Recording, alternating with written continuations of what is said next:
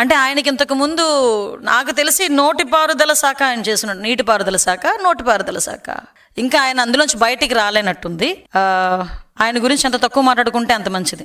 నా విలువను నేను దిగజార్చుకోలేను ఆయన గురించి మాట్లాడి. కాకపోతే ఏదైనా విధానపరంగా మాట్లాడమనండి, చిన్న పిల్లోడికి కూడా సమాధానం చెప్తాను. అంతే తప్పించి టార్గెట్ చేసి ఏదో రకంగా మాట్లాడదాం అనుకుంటే కనుక చెప్పాల్సిన అవసరం లేదు.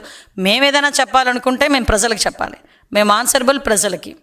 ఈరోజు ఎక్కడ ఏ అన్యాయం జరిగినా మాకన్నా ముందు స్పందించే వ్యక్తి చంద్రబాబు నాయుడు గారు. ఇంకా మా వరకు వస్తున్నాయా రావట్లేదని చూసుకునే లోపు దీని సంగతి ఏంటో చూడండి ఇమ్మీడియట్గా అని చెప్పి మాకు ఆదేశాలు ఇచ్చి ఆ వ్యక్తి దొరికేడా లేదా, ఆ అక్యూజ్డ్ దొరికేడా లేదా, అరెస్ట్ చేసామా లేదా, ఇది ఫాలో అప్ చేసుకుంటున్న వ్యక్తి ముఖ్యమంత్రి స్థాయిలో ఇన్ని పనులున్నా కూడా లా అండ్ ఆర్డర్ విషయంలోనే కానీ, మహిళల మీద జరుగుతున్న అఘాయిత్యాల విషయంలో కానీ ఇంత అలర్ట్గా ఉన్న ముఖ్యమంత్రి నేను ఎప్పుడు కూడా చూడలే. నేనేదో ఆయన మంత్రివర్గంలో ఉన్నానని నేను చెప్పట్లే.